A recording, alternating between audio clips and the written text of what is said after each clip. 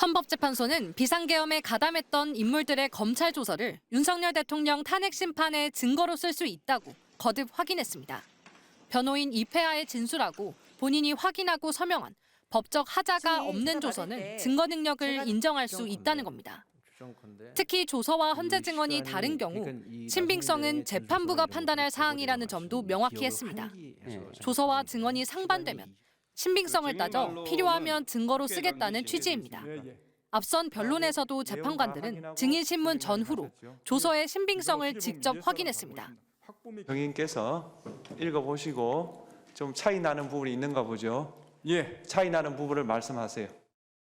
증인이 저 수사기관에서 조사를 받았잖아요. 네. 그때 변호인을 선임하셨나요?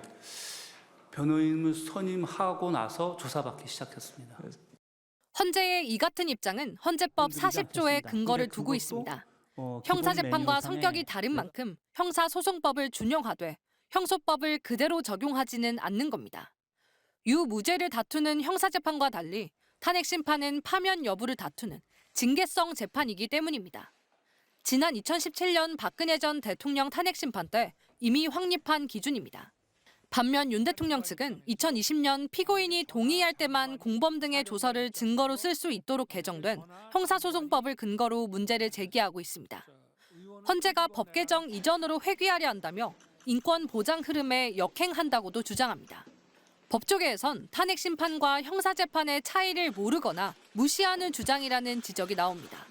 수도권 법원의 한 부장판사는 불리한 증거를 증거의 세계로 들어오지 못하게 막으려는 시도로 보인다고 했습니다. 헌재가 증거로 채택한 조서는 대부분 계엄 직후인 지난해 12월 작성됐습니다. 윗선의 지시가 구체적으로 담겨 있습니다. 탄핵 심판이 막바지인 상황에서 이들의 진술을 뒤집을 근거나 증거를 찾지 못한 윤 대통령 측이 조급함을 드러낸 것 아니냐는 분석이 나옵니다. MBC 뉴스 유서영입니다. 여인영 전 방첩사령관은 병력 출동 명령을 김용현 전 국방장관으로부터 받았다고 했습니다. 조지호 경찰청장에게 주요 인사 위치 추적을 요청한 것도 인정했습니다. 하지만 구체적인 증언은 자신의 형사재판을 이유로 거부했습니다. 그 14명의 명단을 혹시 받으셨냐고 거기에 대해서도 답을 하시기가 곤란하신가요? 그 부분도 이 형사재판에서 정확히 다투도록 하겠습니다. 여 전 사령관은 앞서 검찰 조사에서 체포 대상과 관련한 진술을 여러 차례 한 것으로 확인됐습니다. 윤석열 대통령이 인물 품평회를 하면서 현재 사법체계 하에서는 이런 사람들을 어떻게 할 수 없으니 비상조치권을 사용해 조치해야 한다고 말하는 걸 들었다는 겁니다. 주로 정치인과 민주노총 관련자들로 기억한다고도 했습니다.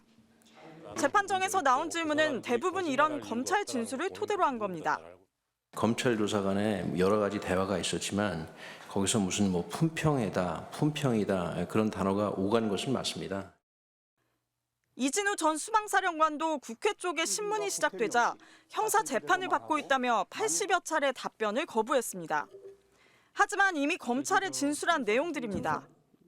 증인 12월 17일 조사 당시에 검찰에서 대통령이 4명이 들어가면 1명씩 드러낼 수 있지 않냐, 안에 있는 사람 끌어내라 라고 하셨다고 진술하신 적 있으시죠?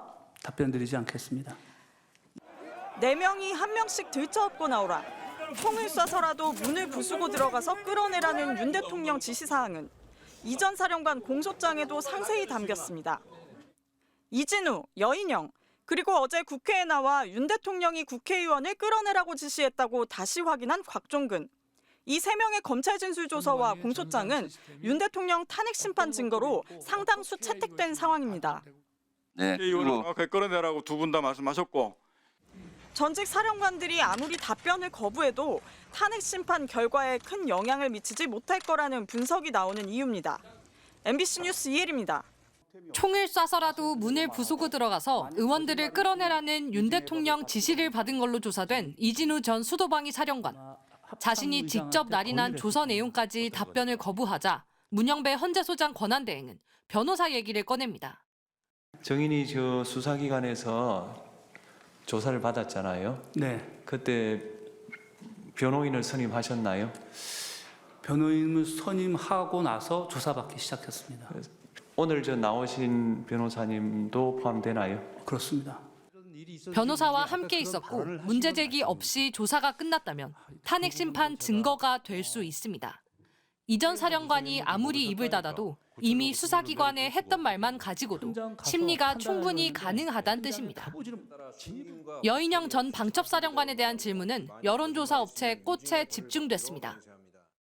그다음에 여론조사 꽃에도 병력을 출동시킨 게 맞죠? 병력은 출동시켰지만 그 행위의 결과는 그 근처에도 못 가고 다 돌아왔습니다. 예, 하여튼 출동시킨 게 맞는데 왜 보냈습니까? 왜 보냈냐고요? 예. 저는 이 지시에 따랐습니다. 여론조사 꽃은 민간 조사기관이라 병력을 출동시킬 이유가 없습니다.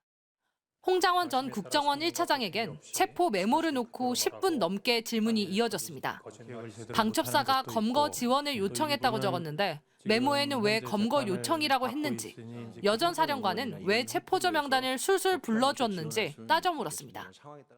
위치 추적보다는 검거를 요청한 것을 더 주안점으로 써놨는데 검거해달라고 여인영 사령관이 굳이 얘기할 필요가 없잖아요. 자기들이 검거하러 나가 있는데. 제가 이제 공문서를 작성한 게 아니지 않습니까? 간단한 메모지 않습니까? 메모를 왜 작성해놨어요? 제가 나름대로 그 상황을 기억하기 위해서 메모해 놓은 거죠. 그럼 정확하게 기재를 해야죠. 예, 정확하게 기재 못해서 죄송합니다. 정치인 체포가 계엄의 위헌성을 따지는 핵심 쟁점이기 때문입니다. 헌재는 건강상 이유로 불출석 의사를 밝혔던 조지호 경찰청장 등 경찰 지휘부를 오는 13일 신문하기로 했습니다. 현재까지 잡혀있는 변론기일은 오는 13일이 마지막입니다. MBC 뉴스 유서연입니다.